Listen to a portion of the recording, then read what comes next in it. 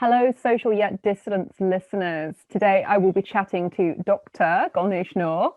Golnoosh is a poet and writer whose acclaimed debut collection of short stories, The Ministry of Guidance, was recently published by Muswell Press, and whose forthcoming collection of poetry, The Mighty RockSong, will be published by the 87 Press next year. So we've got a bit of a wait, but I promise you it will be worth it.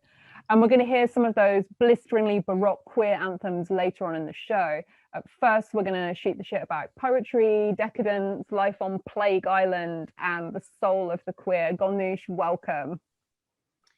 Hello, thank you so much for having me. It's a pleasure to be here, and it's a pleasure to be interviewed by one of my all-time favorite poets. So, yeah, Aww. Thank you for having me. If I could blush, I would be blushing. But I'm literally, Golnoosh will tell you that I am literally the color of the white emulsified wall behind me. I like a disgusting sort of puddle of milk. Oh my God. You can edit stuff, right? I can edit stuff. Yeah, it's the joy of being able to edit. But I think we'll just keep that in. Just, style it out, it'll be fine. Right, so curiosity. To start us off kind of like gently, I wonder if you mind kind of speaking a bit about the Ministry of Guidance. And I know that you're probably sick of speaking about it now, but it is such a good book, and it's so important because it expands both the queer canon and also just the notion of queerness in general, that it isn't only about sexual desire, it encompasses and impinges upon all these other areas of life. So if you could talk a little bit about that and about the soul of the queer in your work, that would be awesome. I like that phrase, the soul of the queer. It's very nice. Well, the Ministry of Guidance and Other Stories contains 13 short stories. And my initial purpose was to represent as many Iranian queers as possible. I mean, it started as a very simple, and I don't want to use the word simplistic, as a simple project. Because as an Iranian queer woman, I felt invisible, not just in Iran, but also in the West, and in terms of also, in terms of contemporary literature.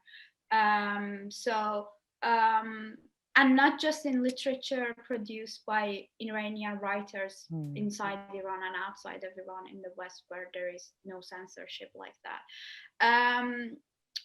But so it started as this kind of simple project of representation, but I would like, but then it expanded into something much vaster.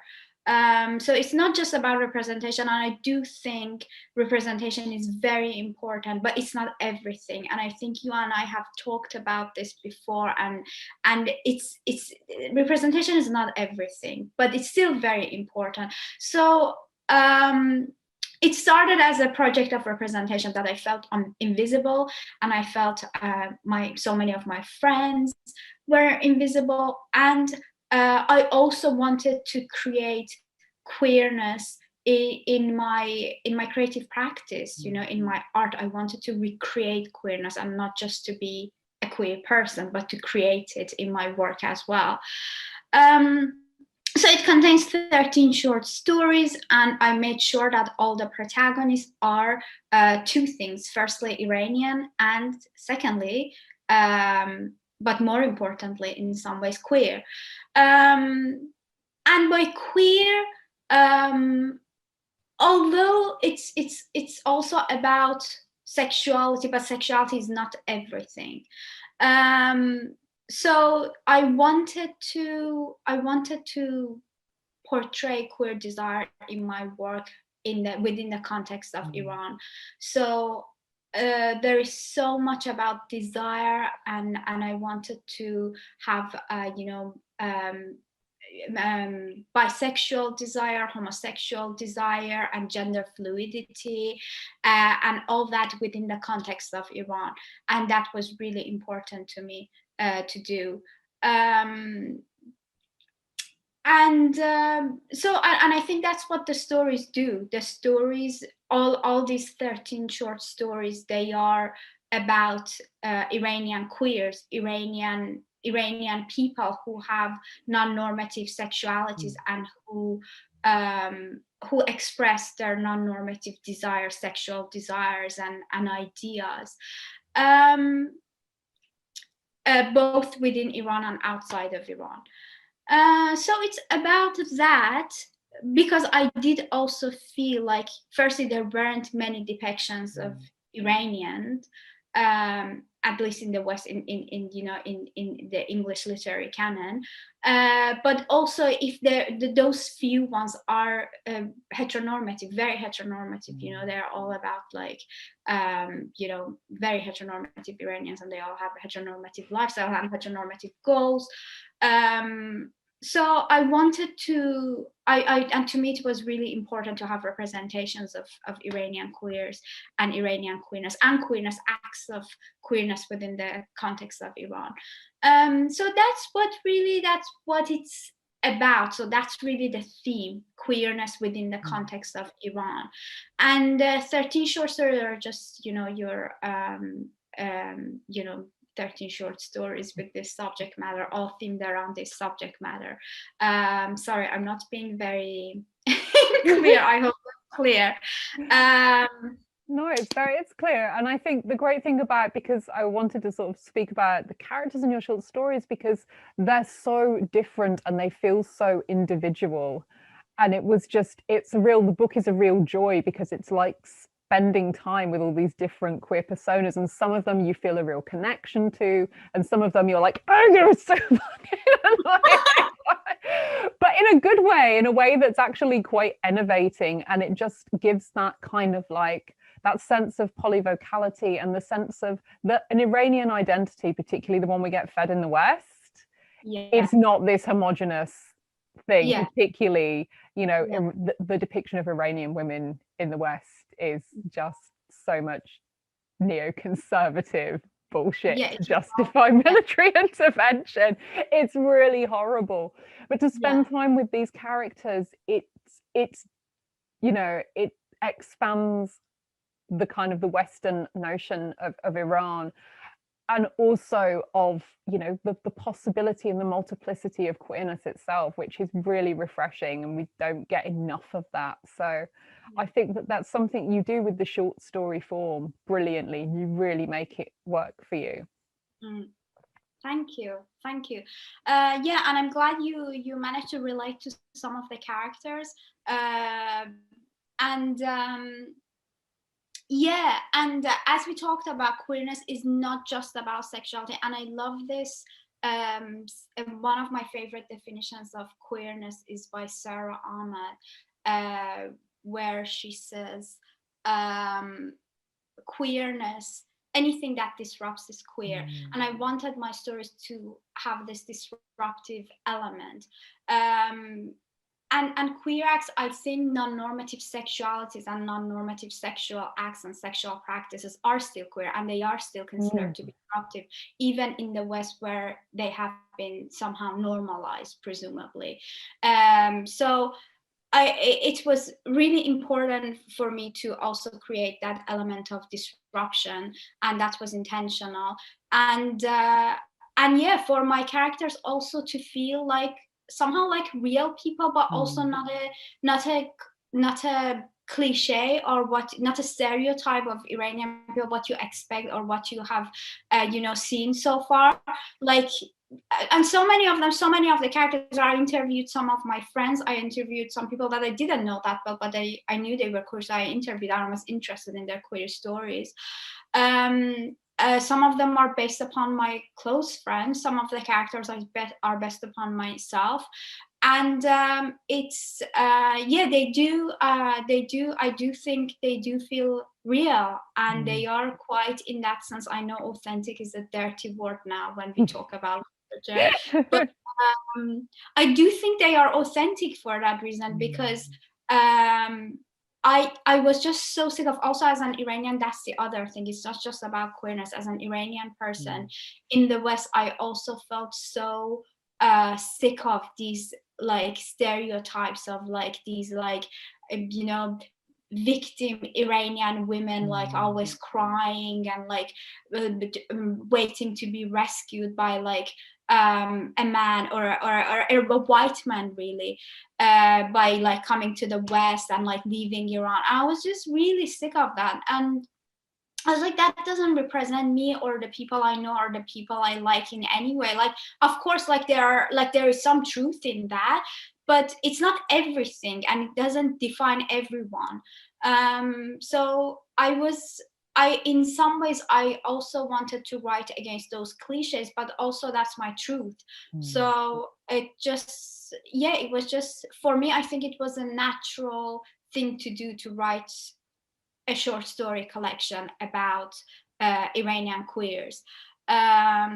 So yeah, and I'm glad you managed to relate to some of the characters, because some of them aren't very nice. Probably those ones that I related to.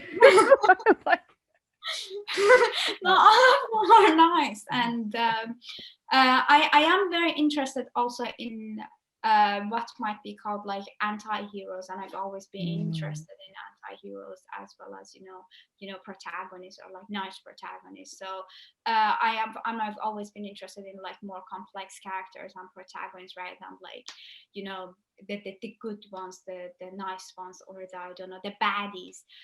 So I'm really interested in those gray areas of also like human psychology, and so that's the result, the Ministry of Guidance.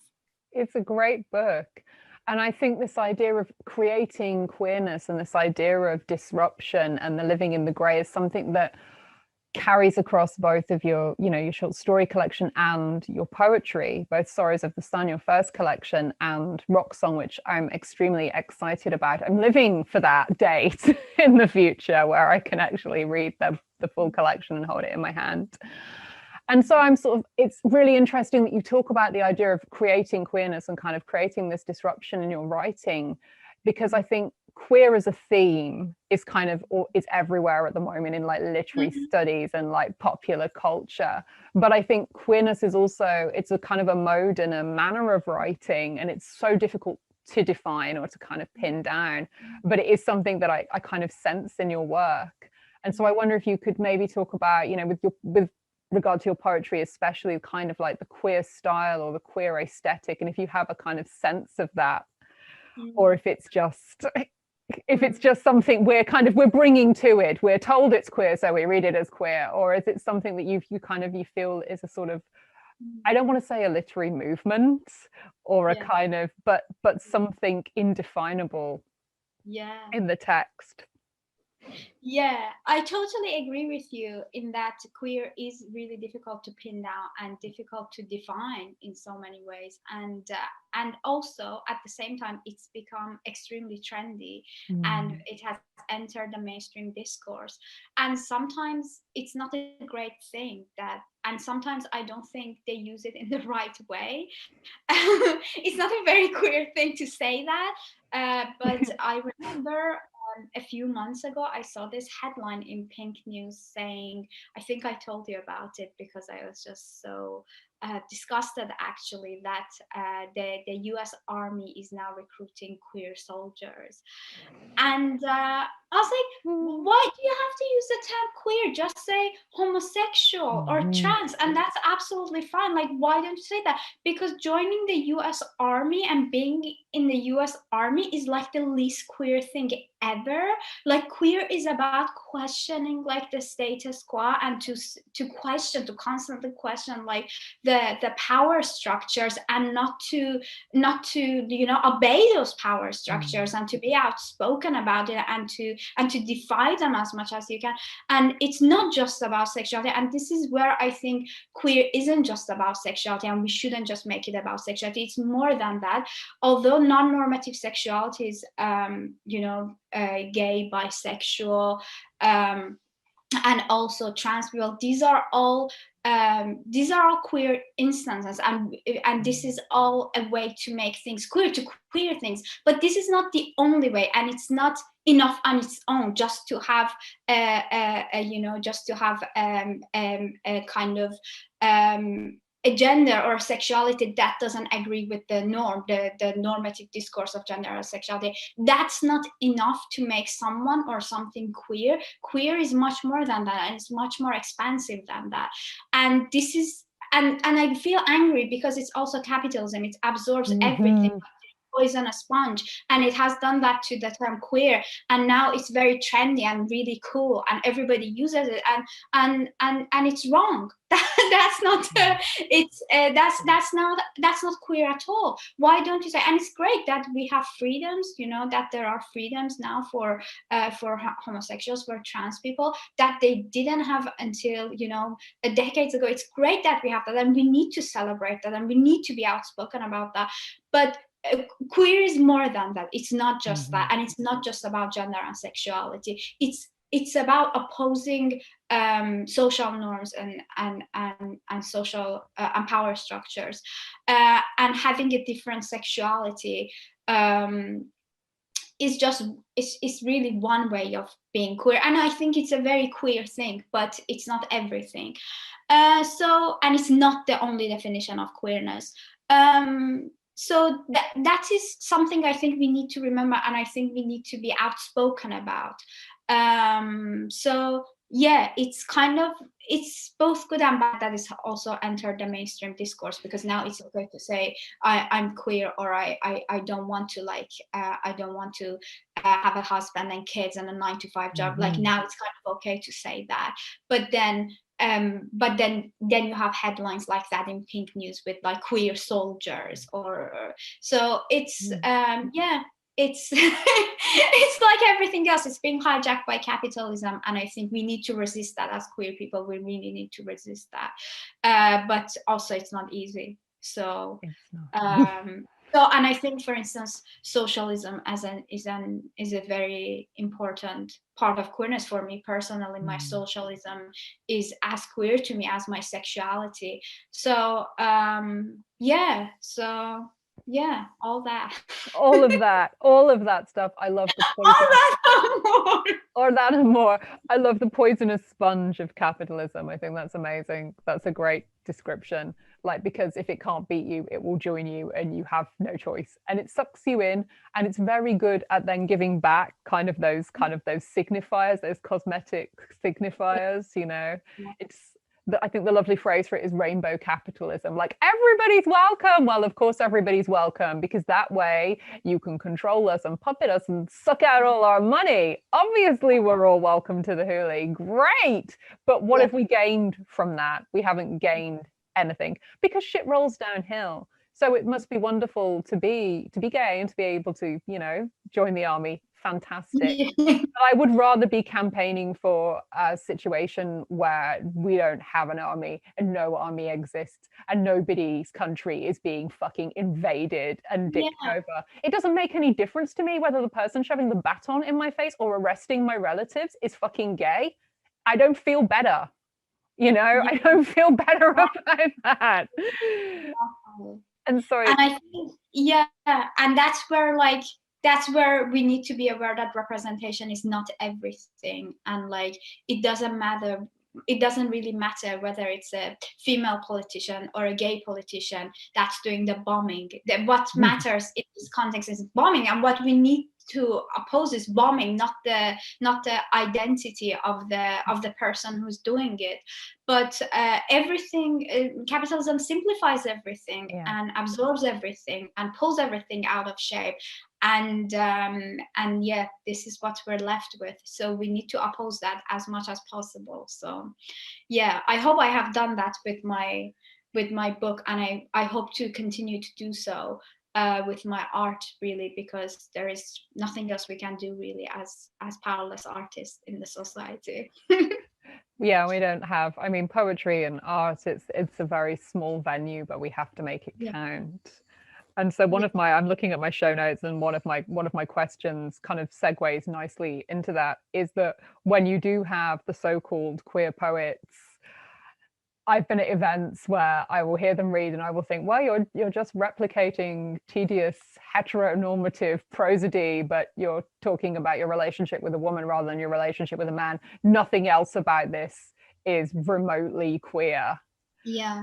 And I think this is what, I mean, it's what capitalism does, but it's also what literary elites do. When they find an acceptable, watered down version of the thing you do, and then they're like, here, enjoy some of this. And it gets sold back to you as that's what it is. And it also allows them to say, oh, well, we've made this space for this very boring, Fiona surname kind of queer Karen person. And like, we don't have to, we can edit this. We don't have to bother. Counting on that edit. We don't have to bother with all the furious, angry, gay women out there. We've got one, and she's tame. And I wonder if this is something that you feel that is still a real problem. I mean, I was talking to someone the other day, and they're like, "No, I don't think it's like that anymore. I think it's basically fine now." I'm like, "Are you shitting me?"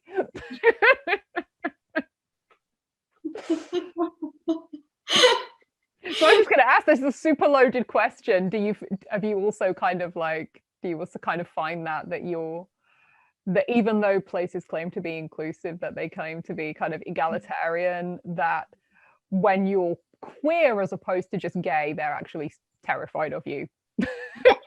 Exactly, yeah.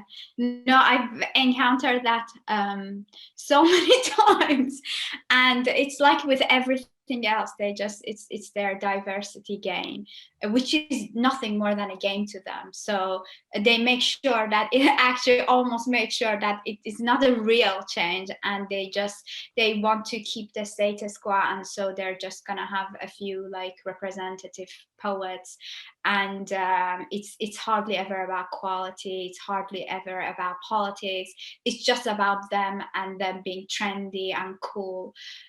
So yeah, I've encountered that a lot, but I also do think there are amazing like contemporary queer poets. Yes, there are. And I think it's good that we can hear them and they're allowed to get published without ending up like Oscar Wilde. It's great that we have that, because we wouldn't even have that only until a few years ago. So it's okay that representation is possible. Like it's at least it's not illegal anymore, not in this country anyway.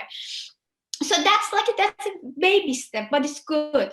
But I also agree that also it's the whole issue with representation and how we can make sure that our representation isn't just shallow and for the sake of like some game, and it is making a change, and it's about that political cause also and art itself. Yeah, but there are many good like amazing queer poets also in the UK, to be fair. So I'm kind of like optimistic. Yeah, I know I have seen some bad ones, like with everything else. Just because someone is queer doesn't mean they're a genius, or necessarily or just because someone is gay or bisexual doesn't necessarily mean they are queer also. That's the other thing. But there are also queer poets who are producing really like first class queer poetry in this country. So it's nice, and they don't always get the spotlight, and it's yeah. So I think it's getting better, and I have hope despite everything, despite capitalism and despite their stupid games. I think we need to remain kind of hopeful, because that hope gives us strength, and it is making things possible also when you compare it to, I don't know, 50 years ago. We are in a much better place. So yeah, but yeah. Yeah, no, I think we are in a much better place. I get kind of like wound up about very wound up.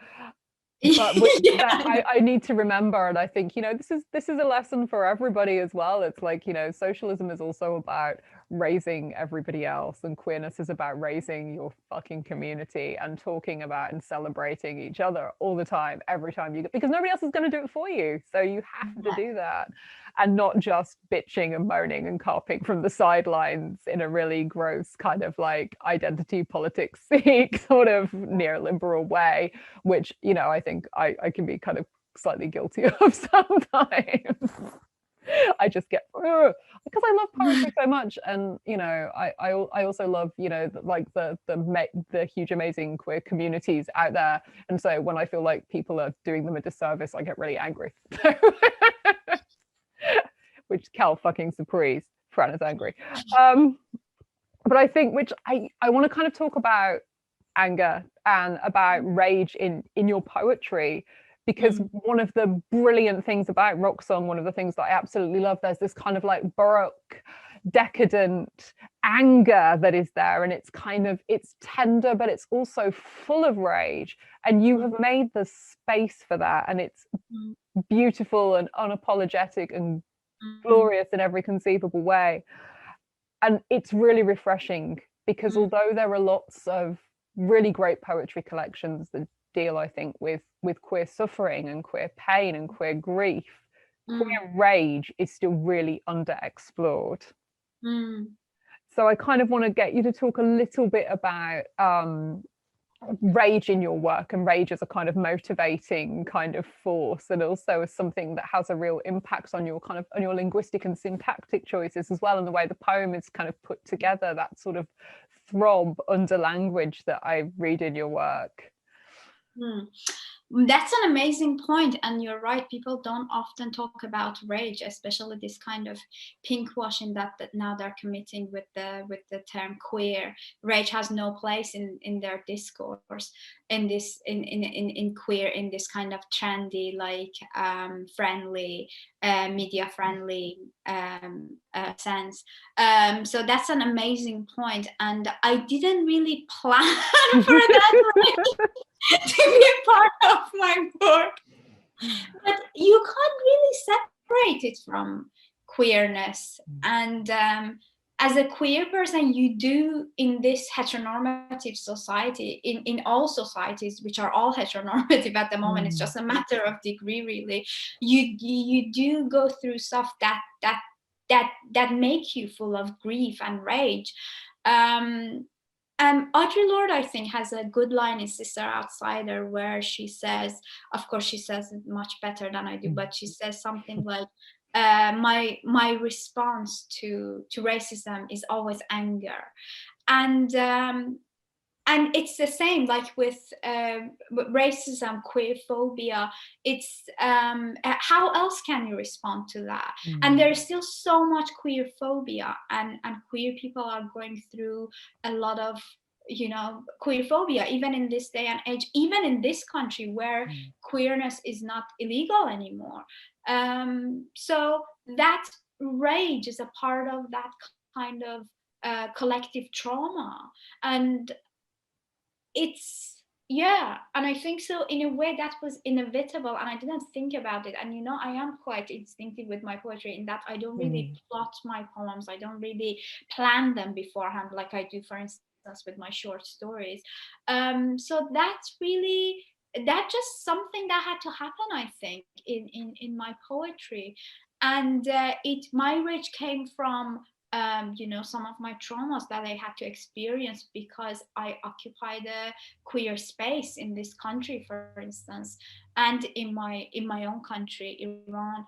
So it's how can you separate rage from trauma? And I'm sure people can do that, but personally, I couldn't do that. So it showed itself, and I don't feel the need to do that. I don't feel the need to conceal my rage and say, oh no, it's fine. Like if you know, if somebody did like queerphobic crime against me, it's fine. Like, you know, it could have, no, it's not fine, and I'm really angry about it, and I'm sad about it, but I'm also angry about it. I'm not passively upset about it. I'm in rage, and I'm gonna write some raging poetry about it, because there's nothing else I can do. So that's the manifestation of my rage, really. But to me, that kind of rage is also a part of being queer and occupying a queer space and being in a queer body. So it kind of it comes with that. It's a part of queerness. And of course they wouldn't talk about it. Of course there's no space for it in mainstream queer discourses. There's no space for it. You're just supposed to like be nice and like some glitter in your hair and just you know, with your rainbow flag and just like you know, I don't know, go to a club and dance to Britney Spears, you know. That's their version of queerness, and that's fine, that's cool, that's fine. That doesn't necessarily define me, and that's not my version of queerness. So rage, I would say, is an important part of my queerness and my queer existence, and that shows itself in my poetry. So yeah, I hope that answered your question. It does. It's definitely, I love the idea that as well, that it's instinctive, because you can't, I mean, if you're awake and you're queer and you're writing, how is there not anger in what you're writing? How is that not there? And I think it must be there. And I imagine the first drafts of a lot of poems that I kind of like see in my capacity as an editor, like poems that started off great, probably, but have been edited because you can see where somebody's self-censored. And I find that nothing but heartbreaking, and I find that nothing but sad, you know. Yeah, I wish I could do some self-censorship, but it's not really for me. I haven't. Not shit. One of the reasons that's one of the reasons I had to leave Iran, because I felt I had to do a lot of self-censorship when it came to my art, and I just wasn't having it. I was like, I'm sorry, I don't think I can even do it. It's not that I don't want to. Yeah, I want to if it's gonna, you know, if I'm gonna benefit from that somehow, but I can't even do it. I can't do self-censorship. I don't know how people do that. I envy them. Good for them, you know. They're thriving in capitalism, you know. But I cannot do that. I cannot do that. And I think it's claustrophobic. That's kind of censorship and self-censorship, both those forms, because I have also experienced, you know, censorship, not just self-censorship. They're both claustrophobic, and I just don't like them. And they also slaughter art and literature and everything exciting and interesting, and you end up with something really constipated and tedious. And why would I want to do that? Why would I want that? So yeah, it's not really my thing, self-censorship. Sometimes I feel I were better at it, but I'm really bad at it. Yeah, I think we're both not great at that, to possibly the detriment of careers, life and limb. We just burn the bridge while we're standing on it. But yeah, I mean, I think, you know, thinking about kind of rage and that kind of unapologetic, but it's also a joyful rage, right? I mean, this is the other thing about RockSong that comes across, is that there's a decadence to it. And I know that you are interested in the idea of decadence. Yeah. And decadence is really misunderstood, I think, as kind of being somehow like bourgeois and frivolous. And it's the exact opposite of that. It's, I think the most, you know, I like the most radical thing you can be is happy and joyful, particularly as a queer person, because your joy has been denied you on every conceivable level.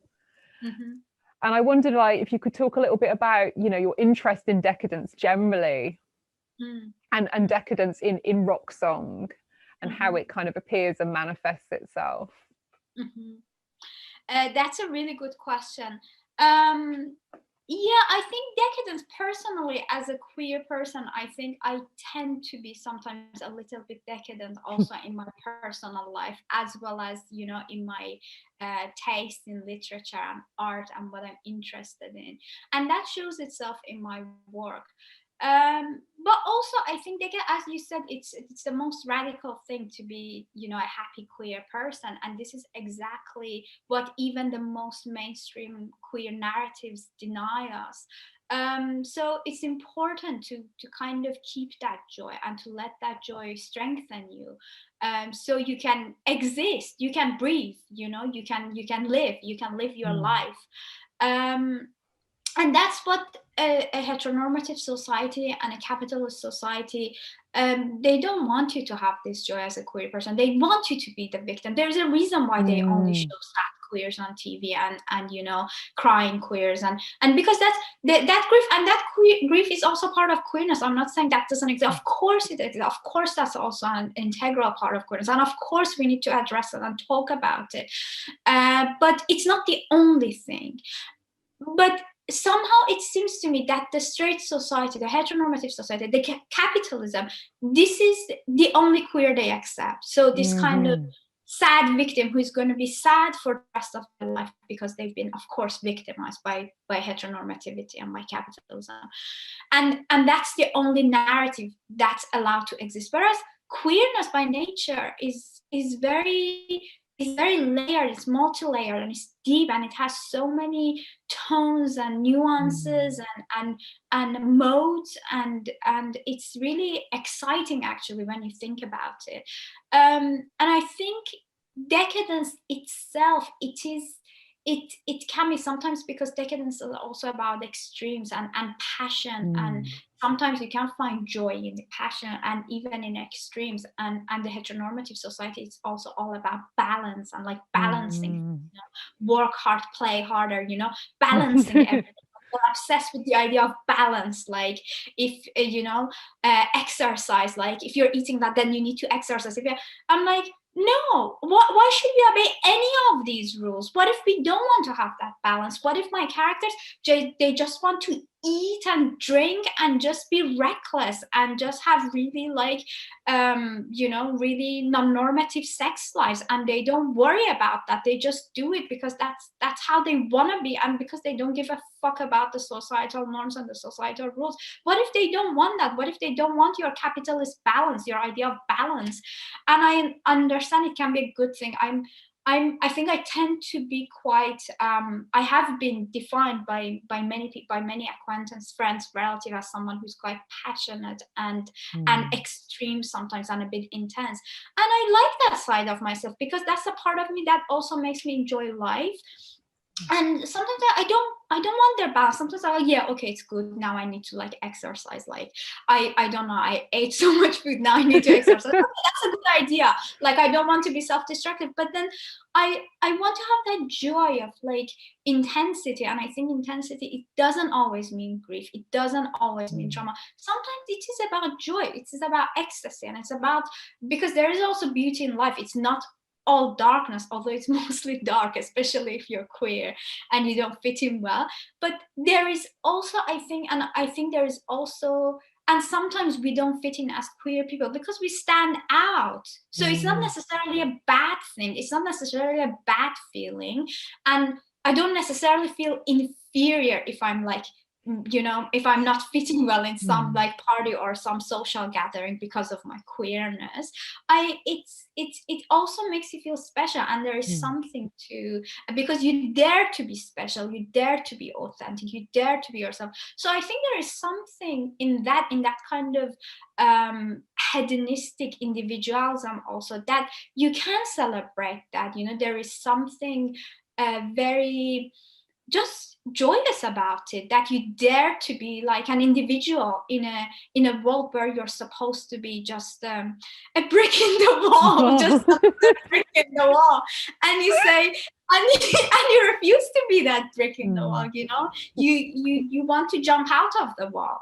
You might not be safe when you jump out of the wall, but you will experience some sort of intense joys and passions that you might not when you are just like everybody else and you follow the exact same rules. So decadence, yes, of course, it's important to me, and it's been important to me as a queer person, as a way of survival, or also as a queer person. So in my work, I am also interested in exploring it, and I do explore it also a lot in my creative practice, both in my poems and in my prose. And I do see it as a way of resistance almost towards this idea that if you're a queer person now, you need to just be depressed and sad and, you know, and not enjoy anything, and then just kill yourself, and like then so the heteronormative society can then live on, and you'll be dominated yet again by heteronormativity, and by the you know the majority, or what the majority have been conditioned to think is the best thing to be.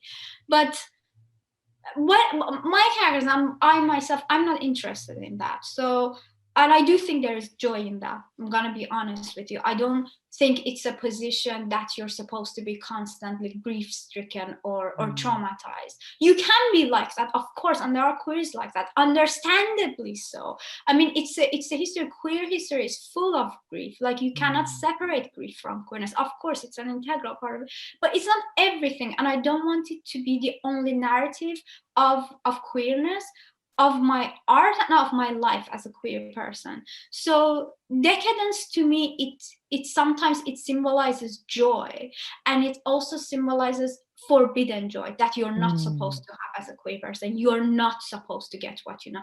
You're not supposed to actually enjoy your life. So no, I'm not going to listen to your rules. I am going to enjoy my life, and I'm going to do what I want. What are you going to do now? So that's where my fascination with decadence comes from.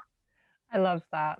I think that's a great place to end the interview. So fuck you, I won't do what you tell me. And life is short, eat more cake. That is what I'm taking away from this. And it's an act of pleasure activism to say, fuck you, I'm not going to, I'm going to do what I want to do. And we all have to be, I think, better activists for our own joy and our own pleasure. So Golnoosh, it's been wonderful talking to you. We're going to hear some of Golnoosh's fantastic poems from the forthcoming RockSong, which I am so excited about, and I know you will be too. And I hope when the book's out, Golnoosh will come back and talk to us again about that and share some more poems. Thank you so much for having me, Fran. It's a real pleasure to speak to you and to hear your insights and to ask your wonderful questions. So thank you so much for having me. Thank you. Here, and the first poem I'm going to read is called Sculptures. Sculptures. But why do I have to explain? Why can't I just wear my blue lipstick and be ironic, artsy, and eccentric? Why do I have to remind them what they've done to my land, or why sanctions are bad? Why do I have to be the teacher rising from the grave of politics? Why should I be the one shouting, we need transgression, darling, not progression, as though I were the chosen one? Why did I consume my youth in sad universities to confirm what I knew all along? To tediously intellectualize my instinct when I could have spent this time burning a bank or a church or even a mosque where dollar prays that queers will die? Why do I have to explain why a lunar boy in a dress who murmurs my art hardens his nipples, makes my cunt jump? Why do I have to justify? Why can't I just open the picture of Dorian Gray, page 155? To define is to limit, and just stare as though I am gazing at Basil's painting, but instead I am the one aging. Why do I have to inform my father of my sex life when my mother, the sculptor, carved my flesh for years so I'd be as cultured as her dusty library, but she just made me a bruised slut? Why did I desire her dead, like the ultimate Freudian cliché, so I could have my father to myself? But now that she's gone, my father and I are still apart, cutting each other, yielding blood, and we both think the fox that visits my girlfriend's garden is my mother. This poem is called Euston Station. If you're not too unfortunate, false accusations don't land you in jail. They only break your back. You stare at your own voice but can't hear. Everything is too loud. Everything explodes your wound like sirens in spring, like Euston Station at midnight when you caught 3 white officers interrogating a black boy. He was staring into space as if the police didn't exist, as if it was just him and the moon, his skin merging with the night. And you feel black with your back bent, decked with a sable bruise. You hold on to your books and nourish your bruise like it's your child or that boy. Your bruise an ocean, and when it opens its mouth, you let it devour you. You hope it can drown you. Never does. It spits you back into your white room, snickering, just a false accusation. Why is your back bent? Why are your eyes red? Why do you care? False accusations come and go like period blood. That black boy is probably free now, like you are. But if you could face the police one more time, you would open your ashen mouth, uttering that you could just tell he was falsely accused by something more sinister than his skin color, that you had no evidence, no corroboration, and you didn't even know why he was arrested, but you could taste his innocence and it was bitter like yours. But you whirl and turn in the gym mirror, getting fitter, supposedly stronger. And everyone says they're glad you got well. And you hope you can turn into steel with a metallic touch like a second-rate Midas. Because by now you know steel is better than gold, for it shines less and is more resilient. But there is no steel, no gold, and the black bruise on your broken back gazes out like that boy shouting.